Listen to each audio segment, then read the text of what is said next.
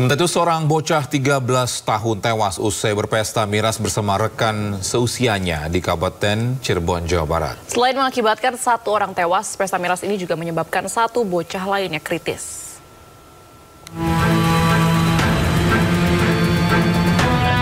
Suasana duka menyelimuti rumah R, bocah 13 tahun asal desa Cikahalang, Kecamatan Duku Puntang, Kabupaten Cirebon, Jawa Barat, Selasa siang. Keluarga tak menyangka R yang masih duduk di bangku sekolah menengah pertama tewas diduga akibat minuman keras oplosan.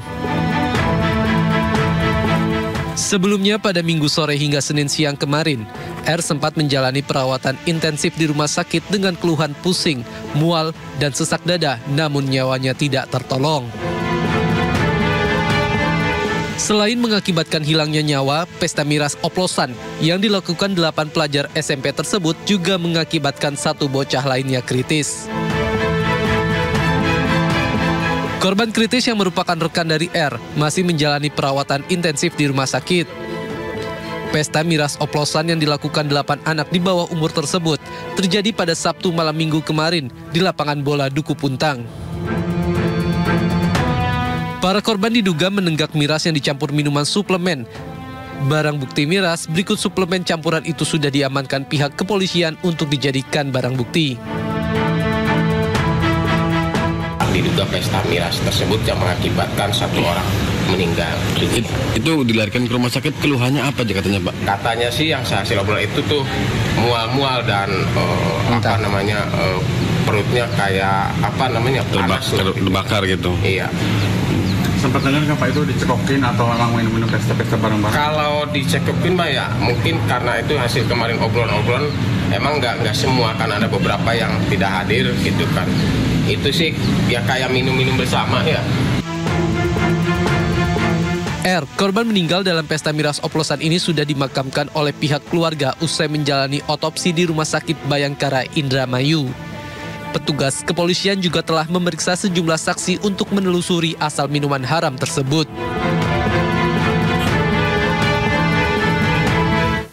Subdit Ranmor Polda Metro Jaya mengamankan terduga pelaku pengerusakan satu unit mobil di Jalan Gatot Subroto, Jakarta Selatan, yang videonya viral di media sosial. Ya, usai diamankan, pelaku dan korban akhirnya sepakat berdamai.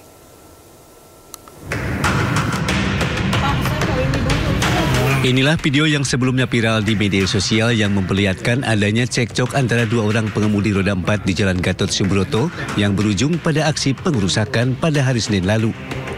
Terlihat pengemudi minibus berwarna hitam turun dari kendaraan miliknya dan langsung mendatangi mobil milik korban dan memerintahkan korban untuk keluar dari mobilnya.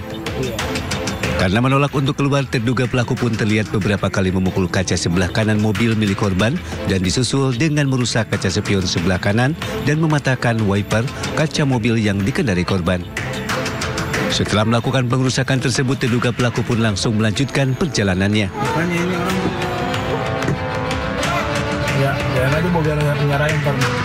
Tak lama berselang, penyidik Subdit Ranmor di Treskrimum Polda Metro Jaya pun langsung mengamankan terduga pelaku di kawasan Jakarta Pusat pada Senin malam dan membawanya ke Polda Metro Jaya. Pada Selasa siang, terduga pelaku dan korban pun sepakat untuk berdamai secara kekeluargaan dan melakukan ganti rugi terhadap kerusakan mobil korban dan sepakat untuk tidak melanjutkan proses hukum. Saya sudah meminta maaf sebesar-besar kepada Bapak Peri. Untuk permasalahan ini alhamdulillah kita proses secara kekeluargaan dan saya pun telah mengganti rugi atas kerugian perusakan di mobil Bapak Peri. Saya sudah memaafkan teman saya jadi teman dan saudara saya. Iya. Pak, memaafkan saya? Oke, siap. Pak. Atas peristiwa ini, masyarakat diimbau untuk mengontrol emosi dan saling menghargai saat tengah berkendara. Dari Jakarta Selatan, Den Helmi Sajangbati, iNews melaporkan. Pemirsa, seorang ibu rumah tangga dengan berat badan 80 kg terjatuh hingga patah kaki dari lantai 2 rumah di lantai 2 rumah di kawasan Cengkareng, Jakarta Barat. Ya, tangga rumah yang curam membuat keluarga meminta bantuan petugas damkar agar korban bisa dibawa ke rumah sakit.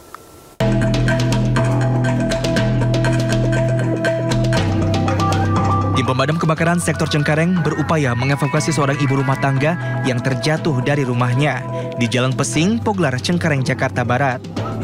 Sebelumnya korban yang berusia 59 tahun dan memiliki berat badan 80 kg ini patah di bagian kaki akibat terjatuh dari lantai 3 ke lantai 2. Pihak keluarga tak bisa membawa korban ke rumah sakit karena tangga rumah cukup curam. Dengan menggunakan tandu, petugas membutuhkan waktu 15 menit untuk bisa mengevakuasi korban ke lantai dasar. Ya, itu tangganya dari lantai 2 ke lantai 1 itu cukup curam dan lebar tangganya itu cuma 80 cm. Jadi cukup hanya dengan lebar dari kita membawa tandu LSB dan tandu batu. Usai dimasukkan ke dalam ambulans, korban langsung dibawa ke klinik pengobatan patah tulang di Sukabumi, Jawa Barat. Dari Jakarta, Miftahul Gani, iNews melaporkan.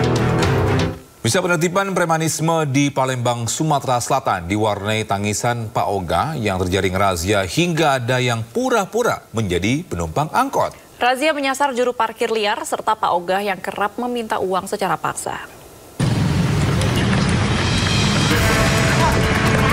Seorang Pak Oga lari tunggang langgang saat mengetahui kedatangan petugas. Meski mencoba melarikan diri, tetapi Pak Oga tersebut akhirnya menyerah dari kejaran petugas Jatanras Polda Sumatera Selatan. Lucunya, Pak Oga tersebut sempat menangis sambil memohon ampun saat akan dimasukkan ke dalam mobil.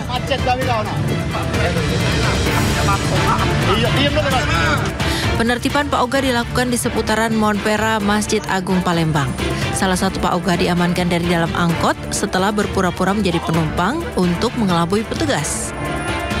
Razia menyasar pada pengamen, juru parkir liar, dan Pak Oga yang dianggap melakukan pemalakan. Razia digelar menyusul banyaknya laporan masyarakat melalui nomor aplikasi Bankum Polda Sumatera Selatan. Jadi ada tujuannya ini karena sering masuknya dari aplikasi Banpol yang laporan dari masyarakat yang mana masyarakat merasa resah atas parkir liar tersebut. Oke, titik tadi rawannya di mana aja? Untuk itu ada 2 titik yang kita amankan, yaitu di Monpera sama di belakang Rumah Sakit Umum. 16 orang diamankan ke Mapolda Sumatera Selatan untuk dilakukan pendataan. Setelah dilakukan perekaman identitas, mereka membuat surat pernyataan untuk tidak mengulangi hal serupa. Dari Palembang, Sumatera Selatan, Firdaus, iNews melaporkan. Kita beralih ke Jawa Timur. Misa petugas kepolisian Polsek Burneh, Kabupaten Bangkalan ini menggelar razia anak jalanan di Jalan Akses Suramadu. Aksi anak jalan telah meresahkan pengguna jalan karena mengadang truk untuk menumpang menuju Sungai Tonjong.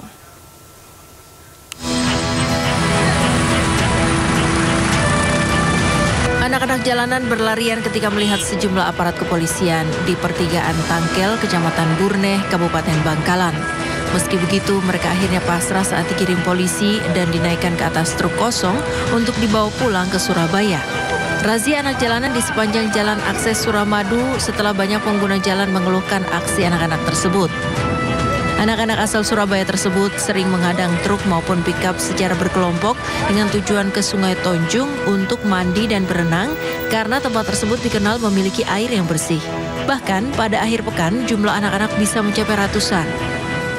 Tapi sekarang 2 bulan terakhir ini hampir tiap hari puluhan anak bahkan ratusan kalau untuk hari Sabtu dan Minggu. Anggota Polsek Burneh sudah melakukan upaya-upaya, diantaranya tiap hari kita melakukan razia truk-truk yang diduga mengangkut anak-anak itu dari wilayah Surabaya.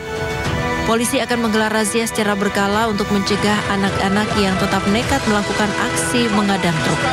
Dari Bangkalan, Jawa Timur, Taufik Syarawi, iNews melaporkan.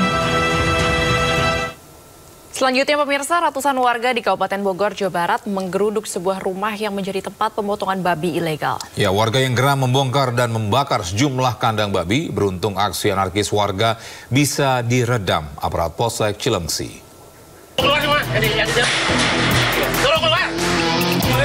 Ratusan warga Desa Daya, Kecamatan Cilengsi, Kabupaten Bogor, Jawa Barat menggeruduk sebuah rumah yang menjadi tempat pemotongan babi ilegal. Warga yang geram bahkan nekat membongkar dan membakar sejumlah kandang yang sebelumnya diisi belasan ekor sapi siap potong. Kemarahan warga ini terjadi lantaran pihak pemilik rumah potong hewan ilegal ini dinilai tidak mengindahkan imbauan warga yang sebulan lalu sempat datang memprotes aktivitas tersebut. Bahkan pemilik rumah sempat membuat surat pernyataan untuk tidak melanjutkan usahanya, namun belakangan kegiatan pemotongan kembali dilanjutkan hingga akhirnya diketahui warga. Beruntung aksi warga ini tidak berlangsung lama setelah petugas Polsek Cilengsi turun menenangkan warga yang sudah tersulut emosi. Untuk tindakan yang kami akan informasikan ke Desa Dayak karena di sini tidak ada izin. Dari Kabupaten Bogor pun tidak ada izin. Jadi kemungkinan kalau masih membandel, saya bongkar dengan masyarakat. Sementara pejabat pengawas lingkungan hidup DLH Kabupaten Bogor Uli Sinaga memastikan aktivitas di rumah potong hewan ini bertentangan dengan peraturan daerah Kabupaten Bogor. Dengan Perda Kabupaten Bogor nomor 8 tahun 2003 memang budidaya dan pemotongan hewan babi dilarang di Kabupaten Bogor sehingga memang kegiatan ini tidak diperkenankan ada. Usai menenangkan warga, petugas langsung memasang garis polisi dan berharap tidak ada lagi aktivitas ilegal yang berlangsung karena akan memicu konflik di tengah masyarakat. Dari Kabupaten Bogor, Cahyati Priyatna, iNews melaporkan. Misal seorang pria yang berprofesi sebagai ahli pengobatan alternatif di Kabupaten Bekasi, Jawa Barat nyaris dihajar massa lantaran dituduh melakukan tindak pencabulan terhadap sejumlah pasiennya. Polisi yang datang ke lokasi sempat kesulitan melakukan evakuasi terduga pelaku di tengah kemarahan warga.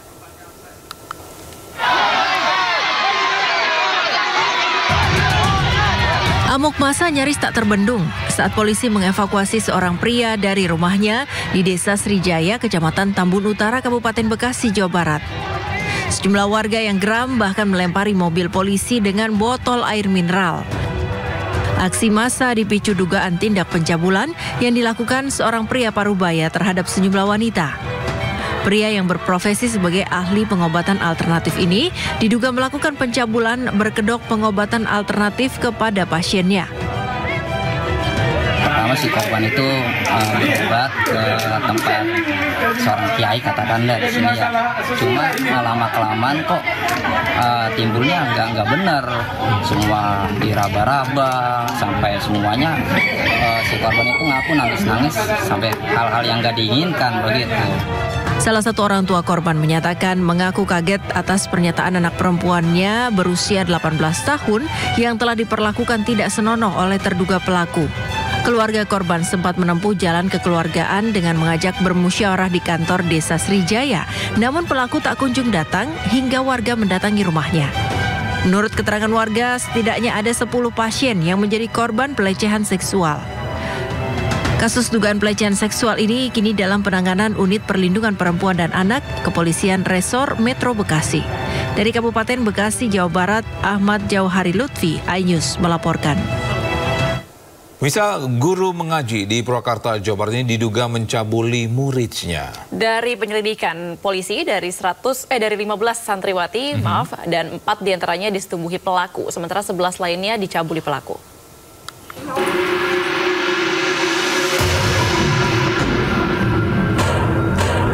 OS guru mengaji yang kabur usai warga merusak rumahnya di Purwakarta, Jawa Barat saat ini diburu polisi. Dari hasil penyelidikan sementara, dari 15 korban santriwati, 4 diantaranya ternyata disetubuhi OS. Para korban masih berumur 13 hingga 15 tahun. Korban kekerasan seksual ini kemungkinan masih bisa bertambah karena pelaku sudah melakukannya sejak tahun 2019 silam.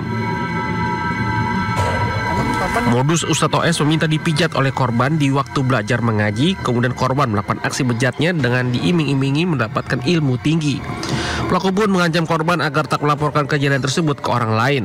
Ini ada salah seorang korban yang mengadukan perbuatan ini kepada orang tuanya. Kemudian orang tuanya berdiskusi dengan ketua lingkungan tersebut dan kemudian terjadilah peristiwa kemarin yang berkembang bahwa sekelompok masyarakat melakukan boleh dikatakan mengepung rumah pelaku dan pelaku melarikan diri. Sampai saat sekarang Polres Purwakarta sedang mengupayakan melakukan pencarian terhadap pelaku. Sebelumnya puluhan warga, keluarga dan kerabat korban santriwati mengamuk dan rusak rumah OS yang juga pemilik pondok pesantren. Polisi berupaya menenangkan warga yang emosi atas perilaku pimpinan Ponpes. Sementara itu para santri memilih membereskan dan memindahkan barang-barang mereka yang masih ada di pondok pesantren. Dari Purwakarta, Jawa Barat, Irwan, iNews melaporkan. Seorang wanita parubaya di kota Cilegon, Banten mendadak viral usai tercebur ke sebuah sumur tua. Ya, beruntung korban bisa diselamatkan meski harus dilarikan ke rumah sakit akibat luka ringan di bagian kaki dan lengan.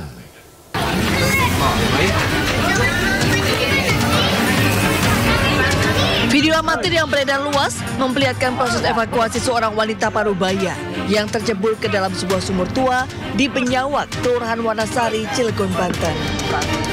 Tim rescue Dinas Pemadam Kebakaran dan Penyelamatan Kota Cilegon, Banten sempat mengalami kendala mengingat kedalaman sumur mencapai 15 meter. Proses evakuasi pun berlangsung dramatis karena petugas harus berhati-hati mengingat korban Jarwiyah sudah berusia 58 tahun. Selang 1 jam kemudian, korban berhasil dievakuasi ke atas dibantu warga yang menarik tali yang diikatkan ke tubuh korban dan tim rescue. Korban kemudian dilarikan ke rumah sakit karena luka ringan di bagian kaki dan lengan. Untuk kondisi korban sendiri itu mengalami cedera patah kaki. Alhamdulillah korban langsung ditangani di RSUD Kota Cilegon. Untuk kendala alhamdulillah hanya sedikit ya, karena untuk lokasinya aja agak. Tapi kalau untuk waktu kita nggak lama, hanya sekitar 1 jam. Sebelum jatuh ke dalam sumur, korban diketahui hendak membuang sampah dan mencari tali. Namun saat melangkah tanpa sadar korban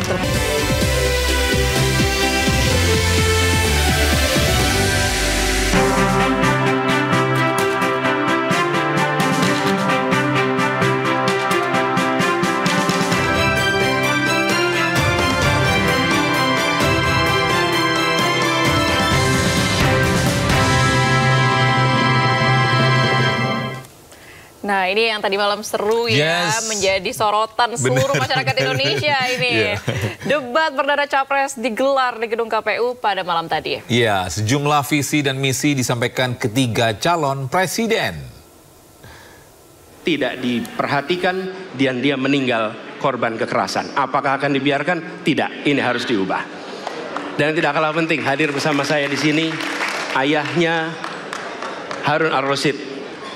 Harun Ar-Rasyid adalah anak yang meninggal, pendukung Pak Prabowo di Pilpres 2019 yang menuntut keadilan pada saat itu. Protes hasil pemilu. Apa yang terjadi? Dia tewas sampai dengan hari ini tidak ada kejelasan. Apakah ini akan dibiarkan? Tidak, ini harus diubah. Karena itu kami mendedikasikan diri, hadir untuk memberikan komitmen bahwa dari puncak sampai ke bawah kami akan tegakkan hukum pada siapa saja. Kami kembalikan marwah kehidupan bernegara yang menempatkan hukum sebagai tempat yang paling tinggi. Dan ketentuan itu berlaku kepada semua, termasuk ketika menyangkut urusan ASN, menyangkut urusan TNI dan Polri.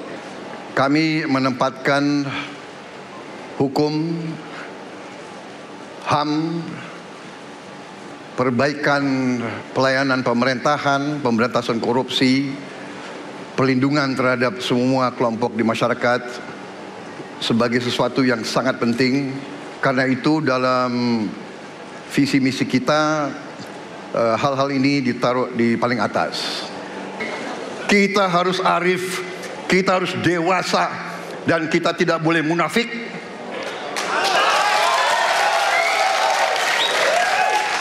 Pemimpin itu ingar sosum telodo, harus memberi contoh. Saudara-saudara sekalian, Prabowo Gibran, kita akan perbaiki yang harus diperbaiki. Kita akan tegakkan apa yang perlu ditegakkan. Dan kita bertekad memberantas korupsi sampai ke akar-akarnya.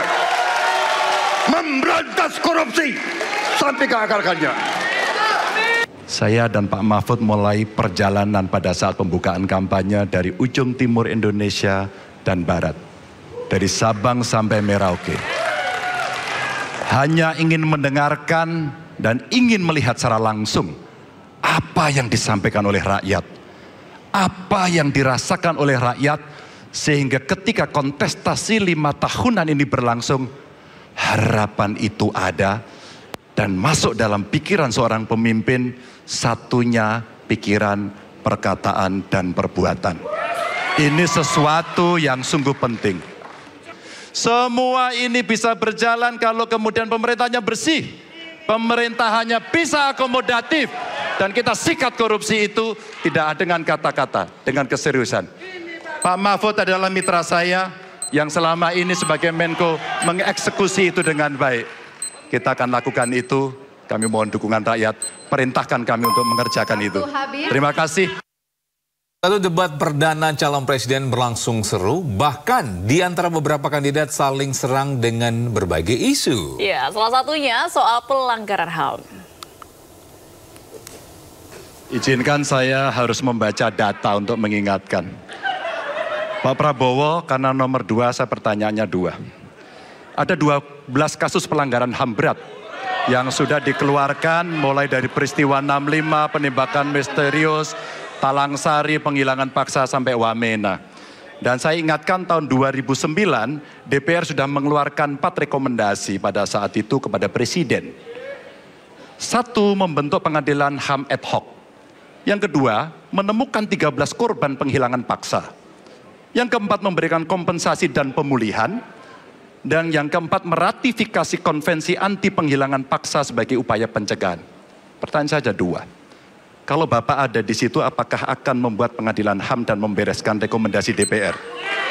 Pertanyaan kedua, di luar sana menunggu banyak ibu-ibu, apakah Bapak bisa membantu menemukan di mana kuburnya yang hilang agar mereka bisa berziarah?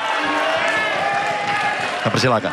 Kita akan berikan kesempatan kepada calon presiden nomor urut 2 untuk menjawab selama 2 menit. Waktunya dari sekarang. Pak Ganjar tadi justru Anda sebut tahun 2009 kan? Ya. Jadi sekian tahun yang lalu kan? Betul. Dan masalah ini ditangani justru oleh wakil presiden Anda. Ya. Ya. Jadi apalagi mau ditanya kepada saya? Saya sudah menjawab berkali-kali, ada rekam digitalnya. Saya sudah jawab berkali-kali.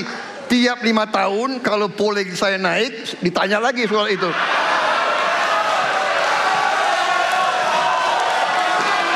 Bapak tahu data nggak? Bapak tanya ke Kapolda, tahun ini berapa orang hilang di DKI? Tahun ini, ya, ada mayat yang diketemukan baru beberapa hari yang lalu dan sebagainya. Come on, Mas Ganjar. Ya, jadi saya tadi katakan, saya merasa bahwa saya yang sangat keras membela hak asasi manusia. Nyatanya orang-orang yang dulu ditahan, tapol-tapol, yang katanya saya culik, sekarang ada di pihak saya membela saya, saudara sekalian.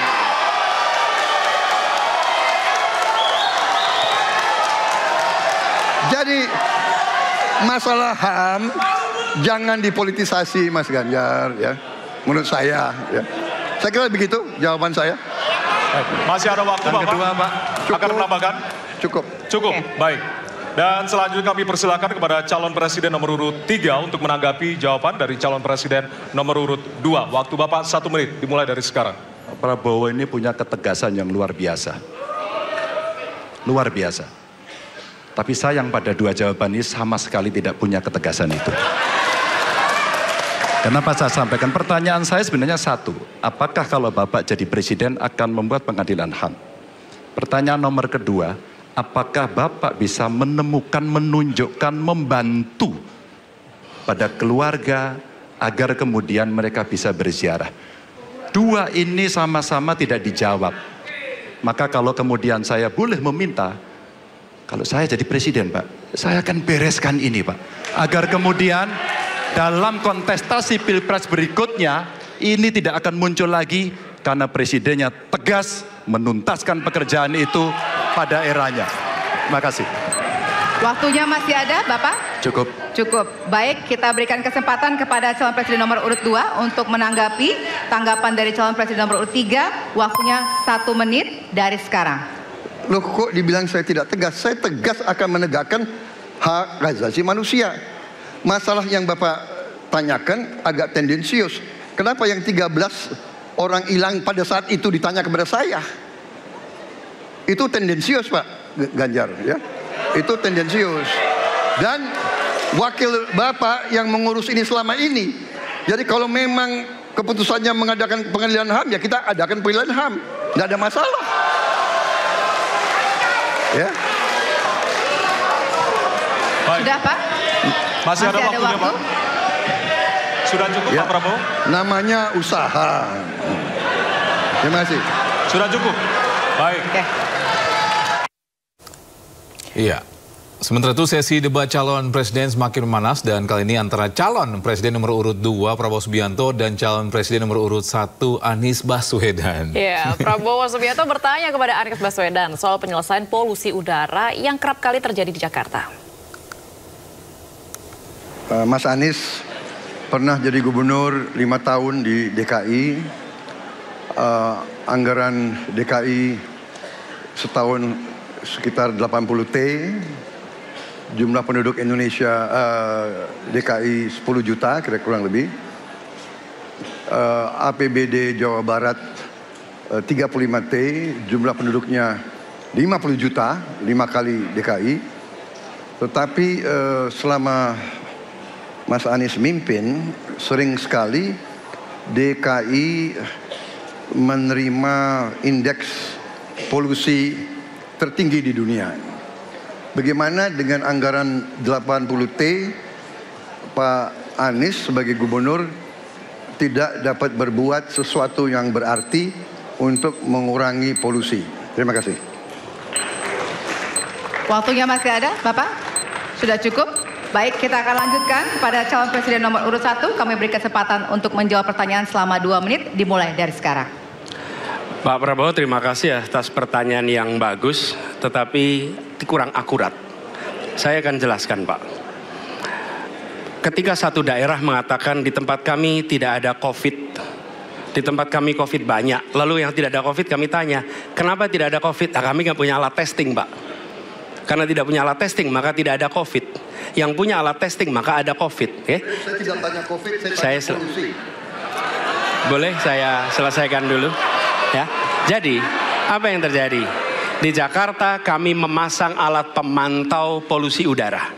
Bila masalah polusi udara itu bersumber dari dalam kota Jakarta, maka hari ini, besok, minggu depan konsisten selalu akan kotor. Tapi apa yang terjadi? Ada hari di mana kita bersih, ada hari di mana kita kotor. Ada masa minggu pagi, Jagakarsa sangat kotor. Apa yang terjadi? Polusi udara tak punya KTP. Angin tak ada KTP-nya. Angin itu bergerak dari sana sini. Ketika polutan yang muncul dari pembangkit listrik tenaga uap mengalir ke Jakarta, maka Jakarta punya indikator, karena itu Jakarta mengatakan ada polusi udara. Ketika anginnya bergerak ke arah Lampung, ke arah Sumatera, ke arah Laut Jawa, di sana tidak ada alat monitor, maka tidak muncul. Dan Jakarta pada saat itu bersih. Kalau problemnya dari dalam kota saja, maka konsisten tiap waktu. Ya, kita punya masalah polusi. Karena itu kita kerjakan dengan apa? Kita lakukan, Pak. 1, dengan pengendalian emisi dari kendaraan bermotor. Dan pengujian emisi sekarang wajib. Yang kedua, elektrifikasi kendaraan umum. Yang ketiga, konversi kendaraan umum. Dan dulu yang naik kendaraan umum hanya 350.000 per hari, sekarang 1 juta per hari. Jadi itu kita kerjakan untuk menangani soal polusi di Jakarta. Baik. Masih ada waktu, Bapak? Cukup? Ya. Kami persilakan kepada calon presiden nomor urut 2 untuk kemudian menanggapi jawaban dari calon presiden nomor urut 1. Waktu Bapak 1 menit dimulai dari sekarang. Ya, susah kalau kita menyalahkan angin dari mana saja, ya. Jadi saya bertanya dengan anggaran segitu besar, jumlah penduduk, ya, langkah-langkah yang bisa dilakukan untuk dengan real dalam 5 tahun mengurangi polusi, juga di mana rakyat Jakarta begitu banyak yang mengalami sakit pernafasan. Jadi saya kira kalau kita dengan gampang menyalahkan angin, hujan dan sebagainya, ya mungkin tidak perlu ada pemerintahan kalau begitu, ya. Terima kasih. Masih ada waktu? Akan menambahkan? Cukup. Baik, selanjutnya kami berikan kesempatan kepada calon presiden nomor urut 1 untuk menanggapi tanggapan dari calon presiden nomor urut 2. Waktunya 1 menit, dimulai dari sekarang. Ya, inilah bedanya yang berbicara pakai data, yang berbicara pakai fiksi. Okay? Dia pakai data. Jadi ketika ditentukan, ya memang ada sumber polutan dari dalam kota. Tapi kalau sumber polutan itu hanya dari dalam kota, maka Pak pakai logika sederhana sekali. Jumlah motor dari hari ke hari sama, jumlah mobil dari hari ke hari sama. Maka harusnya angka polusinya sama setiap waktu, betul tidak? Tapi jumlah motor sama, jumlah mobil sama, ada kita sangat polusi. Ada sisi sangat tidak polusi. Nanti kalau perlu saya kirimkan gambar satelitnya kepada Bapak, supaya Bapak bisa menyaksikan. Dan inilah mengapa kita mengambil langkah itu pakai ilmu pengetahuan, pakai data, dan menggunakan saintis untuk terlibat. Kalau tidak pakai itu, maka nggak akan ada langkah yang benar. Dan ini kemudian saya teruskan, Pak, bagaimana pengendalian itu dikerjakan untuk dalam Jakarta. Jika saya terpilih presiden, maka yang luar Jakarta saya kendalikan juga, Pak. Ya, selanjutnya ketika Capres juga berdebat mengenai penguatan demokrasi di tanah air, di mana salah satu pilar penting demokrasi adalah partai politik. Ya, namun kepercayaan publik ke parpol di Indonesia ini selalu lemah. Lebih dari sekedar partai politik, rakyat tidak percaya kepada proses demokrasi yang sekarang terjadi. Itu jauh lebih luas dari sekedar partai politik. Ketika kita bicara demokrasi, minimal ada minimal tiga nih. Satu adalah adanya kebebasan berbicara. Yang kedua, adanya oposisi yang bebas untuk mengkritik pemerintah dan menjadi penyeimbang pemerintah. Yang ketiga, adanya proses pemilu, proses pilpres yang netral, yang transparan, jujur, adil. 3. Dan kalau kita saksikan akhir-akhir ini, 2 ini mengalami problem. Mas Anies.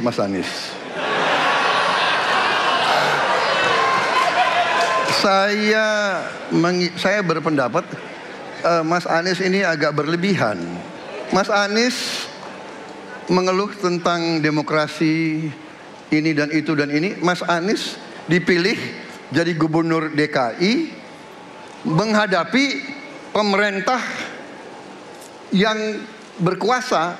Saya yang mengusung Bapak.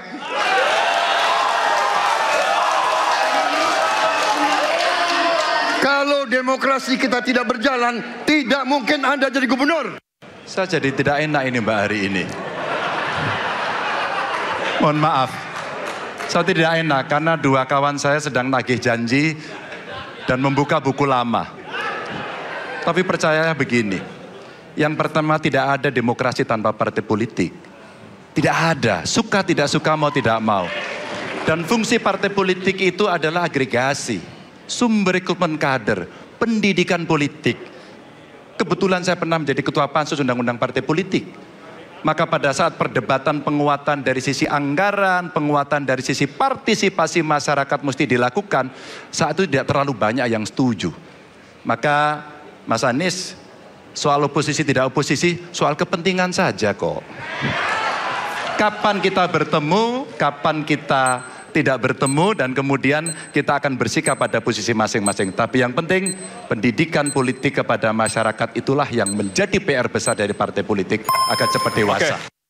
Ya, sementara itu pada sesi debat lainnya, calon presiden nomor urut 1 Anies Baswedan berbalas argumen dengan calon presiden nomor urut 2 Prabowo Subianto. Salah satunya mengenai putusan Majelis Kehormatan atau Mahkamah Konstitusi atau MKMK soal putusan batas usia capres dan cawapres. Pada tanggal 25, Pak Prabowo mendaftar ke KPU sebagai pasangan calon presiden, calon wakil presiden. Sesudah keputusan MK. Dan kemudian di MK dibentuk MKMK. Yang hasilnya mengatakan bahwa terjadi pelanggaran etika berat. Yang menyebabkan keputusan yang dibuat oleh MK secara etika bermasalah. Kemudian Bapak punya waktu sampai dengan tanggal 13 November. Karena di situ adalah waktu terakhir untuk mengambil keputusan bila ada perubahan. Sesudah Bapak mendengar bahwa ternyata pencalonan persyaratannya bermasalah secara etika, pertanyaan saya, apa perasaan Bapak ketika mendengar bahwa ada pelanggaran etika di situ? Baik. Waktunya habis, kami berikan kesempatan kepada calon presiden nomor urut 2 untuk menjawab selama 2 menit. Waktunya dimulai dari sekarang. Jadi Mas Anies ya memang suatu perkembangan politik itu ada beberapa segi perspektif, ya. Jadi tim saya, para pakar hukum yang mendampingi saya menyampaikan bahwa dari segi hukum tidak ada masalah. Masalah yang dianggap pelanggaran etika sudah diambil tindakan dan keputusan, ya, waktu itu oleh pihak yang diberi wewenang. Kemudian sudah ada tindakan, dan tindakan pun itu masih diperdebatkan karena yang bersangkutan masih memproses. Tetapi intinya adalah bahwa keputusan itu final dan tidak dapat dirubah. Ya, saya laksanakan, ya. Dan kita ini bukan anak kecil, Mas Anies, ya. Anda juga paham, ya. Sudahlah, ya. Sekarang begini, intinya rakyat yang putuskan, rakyat yang menilai. Kalau rakyat tidak suka Prabowo dan Gibran, nggak usah pilih kami, saudara-saudara sekalian. Dan saya tidak takut tidak punya jabatan, Mas Anies. Sorry ya. Sorry ya.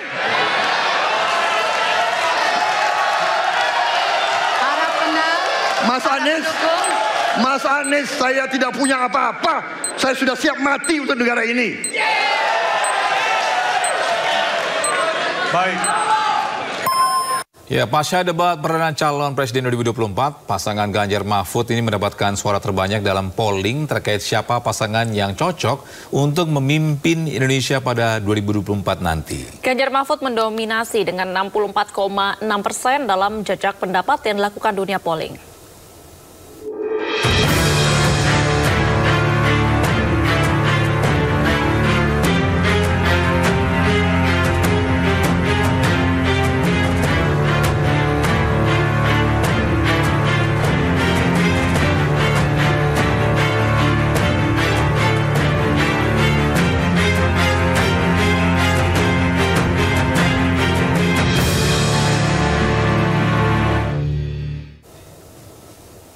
Ya pemirsa, kemeriahan jalannya debat perdana calon presiden 2024 tidak hanya terjadi di kantor KPU. Suasana meriah juga terasa di rumah aspirasi relawan Ganjar Mahfud di kawasan Menteng, Jakarta saat berlangsung nonton bersama. Ya, nomor juga digelar pendukung Capres Anies Baswedan serta Capres Prabowo Subianto.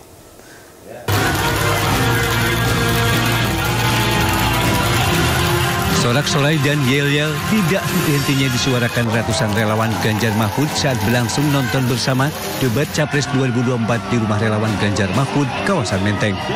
Para relawan bersorak-sorai saat Ganjar Pranowo mampu menjawab pertanyaan yang diajukan panelis secara lugas dan tepat.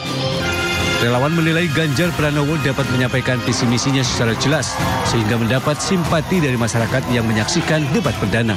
Nantinya juga akan dilanjutkan. Relawan yakin Ganjar Pranowo dapat menyelesaikan kasus pelanggaran HAM berat di masa lalu, penegakan hukum dan pemberantasan korupsi. Hukum dan HAM ini belum terselesaikan sampai saat ini, dan dari zaman ke zaman belum tuntas itu, Pak. Harapannya biar dituntaskan ya? Ya betul. Salah satunya HAM lah. HAM ini dari zaman Orde Baru sampai sekarang berlarut-larut belum terselesaikan. Pendukung calon presiden nomor urut 1 Anies Baswedan juga menggelar acara nonton bareng debat di rumah kemenangan Timnas Amin, Jalan Diponegoro, Jakarta. Masa pendukung tampak antusias dengan mengenakan atribut sebagai bentuk dukungan. Semua pendukung bersorak saat Anies Baswedan paparkan visi misinya. Tim kampanye nasional Prabowo Gibran juga tidak ketinggalan mengadakan nonton bareng debat di kawasan Jakarta Selatan. Selain dihadiri anggota tim TKN, acara nobar juga dihadiri relawan pasangan Capres-Cawapres nomor urut 2 yang kompak mengenakan pakaian berwarna biru langit. Tim Liputan iNews melaporkan. Ya, selanjutnya pemirsa, dua pria berkewarganegaraan Iran ditangkap warga setelah kedapatan menghipnotis salah satu pemilik warung di Kabupaten Deli Serdang, Sumatera Utara. Ya, uang jutaan rupiah milik pemilik warung dari hasil jualan ini nyaris raib di bawah kabur pelaku.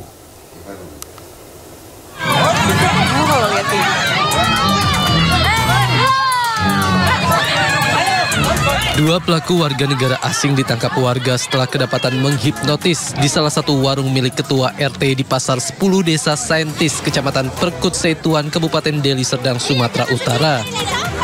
Satu pelaku panik dan nyaris menjadi bulan-bulanan warga, sementara satu pelaku lain tampak tak berdaya karena alami luka akibat terjatuh dari sepeda motor ketika dikejar warga. Pelaku berjumlah 2 orang, satu pelaku masuk ke dalam warung dan satu pelaku lagi menunggu di motor. Pelaku yang masuk ke dalam warung pertama hendak membeli sampo, namun setelah itu hendak menukar uang. Saat korban hendak mengambil uang dari dalam laci kasir, pelaku tiba-tiba masuk hingga ke dalam meja kasir. Di saat itulah korban seperti tidak sadarkan diri dan bingung. Aksi kedua warga negara asing yang kedapatan menghipnotis ini berhasil digagalkan berkat adanya kecurigaan dari istri korban. Istri korban curiga melihat suaminya diam dan seperti orang bingung. Orang ini mau beli kok mendekati aku di dekat kasir. Jadi orang aku mau mendekati. Sama dia dilarangnya, ditanya sama yang ini. Yang polisi di kereta ini. Bu. Dia nggak tahu kalau ini istriku. Nah ini kan kedekku juga. Dia nggak tahu kalau dia ini orang rumahku. Jadi orang rumahku kan ya nggak mungkin mau dicegahnya. Orang dirasa curiga. Jadi dia ke sana. Abang ini mau apa? Mau nipu abang kan gitu. Terus orang ini refleks, dia terus lari gitu loh. Atas kejadian ini korban nyaris mengalami kerugian uang jutaan rupiah hasil jualan. Sementara pelaku telah diserahkan ke pihak kepolisian. Pemirsa, ratusan pengungsi etnis Rohingya yang terdampar di Desa Blang Raya, Kecamatan Muara Tiga, Lawung, Kabupaten Pidi, Aceh ini masih bertahan di tepi pantai di bawah terpal yang dipasang. Warga setempat menolak keberadaan mereka dan meminta para pengungsi segera dipindahkan.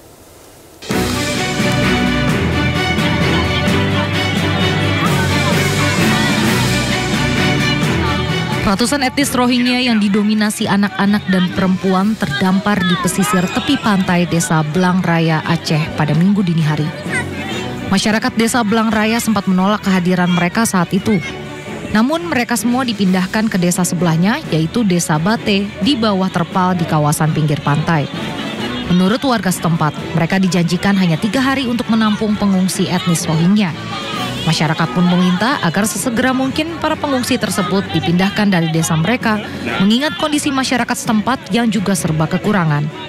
Jokowi mohon dipindahkan mereka dari kampung kami. Kami tidak mau ada mereka di sini karena kami ini sangat membutuhkan anak-anak ini yang kelaparan. Apalagi anak-anak yang sudah datang ke sini. Suruh pergi ke kampung Kemai, halaman mereka. Anak kami orang di sini kelaparan. Masa terima orang Rohingya lagi. Hingga kini jumlah pengungsi Rohingya yang masih menempati tepi pantai Desa Bate mencapai 180 orang, terdiri dari 53 orang pria, 74 perempuan, dan 53 anak-anak. Dari Pidi Jaya Aceh, Jamal Pangwa melaporkan. Jelang akhir tahun 2023, jumlah kasus COVID-19 di DKI Jakarta kembali naik. Ya, dalam sepekan terakhir, kasus COVID-19 yang semulanya hanya 80 kasus, ini meningkat menjadi 271 kasus dengan 2 pasien diantaranya meninggal dunia.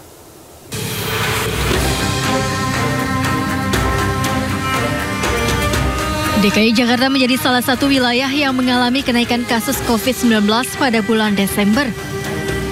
Dinas Kesehatan DKI Jakarta melaporkan dalam kurun waktu sepekan, kasus COVID-19 yang mulanya hanya 80 kasus, naik menjadi 271 kasus dengan 2 pasien diantaranya meninggal dunia. Untuk mengantisipasi peningkatan kasus COVID-19, Dinas Kesehatan DKI mengimbau kepada warga Jakarta untuk melengkapi dosis vaksinasi COVID-19 hingga dosis keempat.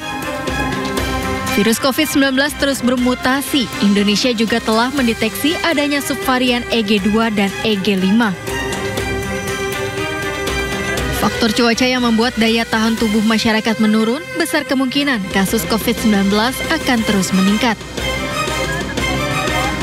Kasus COVID-19 di DKI Jakarta sedang meningkat dari seminggu 80 kasus menjadi 271 kasus dan sudah 2 bulan tidak ditemukan ada kematian, yaitu Oktober dan November 2023. Tetapi di Desember 2023 sudah ditemukan 2 kasus meninggal pada wanita usia 81 dan 91 tahun berkomorbid hipertensi dan juga gagal jantung, serta ada yang belum vaksinasi dosis 4 baru dosis 3 dan ada yang belum vaksinasi dosis 1 pun belum ya, jadi belum vaksinasi sama sekali. Oleh karena itu di era endemi seperti ini sejak Juni 2023 tetap tanggung jawab kesehatan ada pada pribadi masing-masing. Sehat dimulai dari diri sendiri dan juga keluarga.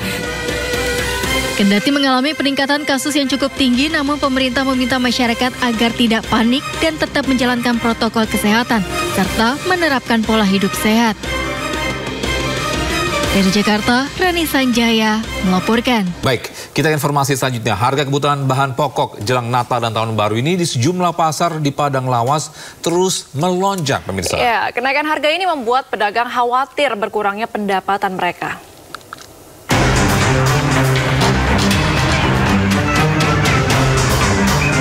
Di pasar tradisional Sibuhuan Padang Lawas, harga bahan kebutuhan pokok terus naik dalam sepekan terakhir. Beberapa komoditas yang naik seperti tomat, bawang merah, dan bawang putih. Harga bawang putih dan bawang merah mencapai Rp35.000, padahal sebelumnya hanya Rp28.000. Para pedagang mengaku selain mendekati momen Natal dan Tahun Baru, kenaikan harga saat ini dikarenakan pasokan berkurang akibat musim hujan. 15 ya Bang ya? Biasanya? Pembeli kayak mana pasaran ini Bang? Merosot Bang ya? Omset jadi turun Bang ya? Jauh turun, jauh. Masa 8.000 jual sekarang 12.000. Kalau bawang putih, bawang merah? Para pedagang khawatir jika harga terus naik, maka akan mempengaruhi pendapatan mereka.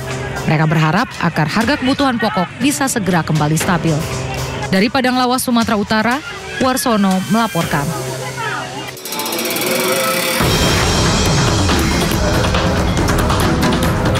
Harga kebutuhan pokok di sejumlah pasar tradisional di Kabupaten Cilacap, Jawa Tengah terus merangkak naik. Di pasar tradisional Sidareja, hampir seluruh komoditas mengalami kenaikan. Cabai rawit mengalami kenaikan signifikan yang mencapai Rp100.000 per kilogramnya. Padahal sebelumnya cabai dijual seharga Rp45.000 per kilogram. Kenaikan harga cabai rawit ini mulai terjadi sejak sepekan ini. Menurut para pedagang, kenaikan harga cabai rawit disebabkan karena pasokan berkurang, sedangkan permintaan tinggi menjelang libur Natal dan Tahun Baru. Kayaknya sih tarikan dari distributor apa ya ke arah Jakarta lebih cepat daerah, jadi ngikutin harga soalnya barangnya nggak ada. Penjualan ya sekarang semua sama sih, yang nggak kayak dulu. Penjualan menurun, itu udah pasti menurun. Soalnya sekarang di samping harganya naik, saingannya tambah banyak. Sekarang omset menurun, nggak kayak tadinya. Langkanya pasokan dan tingginya harga cabai dikeluhkan para pedagang karena membuat omset penjualan menurun hingga 50%. Selain para pedagang, para pembeli pun dibuat pusing dengan kenaikan harga ini. Pembelinya yang dikurangi. Misal biasanya belinya seperempat jadi 1 ton, gitu. Biar bisa bagi-bagi, bisa kebeli semua kayak gitu loh. Selain cabai rawit, kenaikan juga terjadi pada cabai merah keriting yang sebelumnya di kisaran Rp40.000 naik menjadi Rp80.000 per kilo. Bawang merah sebelumnya Rp15.000 per kilogram naik menjadi Rp35.000 per kilogram. Serta bawang putih yang sebelumnya Rp35.000 naik menjadi Rp40.000 per kilogram. Para pedagang memperkirakan harga sembako akan terus mengalami kenaikan hingga Tahun Baru. Dari Cilacap, Jawa Tengah, Heri Susanto melaporkan. Informasi selanjutnya pemirsa, Partai Perindo terus memberikan perhatian dan dukungan terhadap kesejahteraan rakyat kecil. Ya, salah satunya adalah dengan menggelar bazar murah dan pemeriksaan kesehatan gratis yang kali ini digelar di Bogor, Jawa Barat.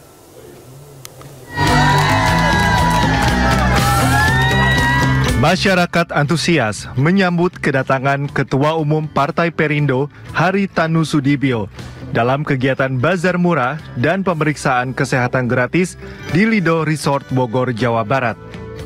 Kehadiran HT untuk memastikan program yang pro rakyat ini berjalan dengan baik dan dapat dirasakan oleh masyarakat. Harapannya sih bisa ini aja, rakyat Indonesia juga bisa segala dipermudahkan lah gitu. Senang sih, alhamdulillah. Alhamdulillah, senang. Harapannya agar orang Bogor maju lah. Sembako murah. Alhamdulillah sih bisa kebantu ya begitu ya. Karena kan beras lagi mahal. Baru sampai 12.000 seliter gitu. Alhamdulillah. HT juga menegaskan, partai berlambang sayap Raja Wali ini berkomitmen mewujudkan pembangunan dan kesejahteraan bagi rakyat. Ini adalah bentuk daripada kepedulian Partai Perindo kepada rakyat kecil. Dan yang kita lakukan bukan di sini saja, kita akan lakukan terus di seluruh Indonesia untuk mendukung para caleg juga. Dan juga untuk membuka wawasan pengetahuan masyarakat. Partai Perindo yang mendukung pasangan nomor urut 3, Ganjar Mahfud MD, hadir di tengah masyarakat untuk meringankan beban mereka di tengah tingginya harga bahan pokok. Dari Kabupaten Bogor, Jawa Barat, Esra Ambarita, Damar Wicaksono, iNews melaporkan.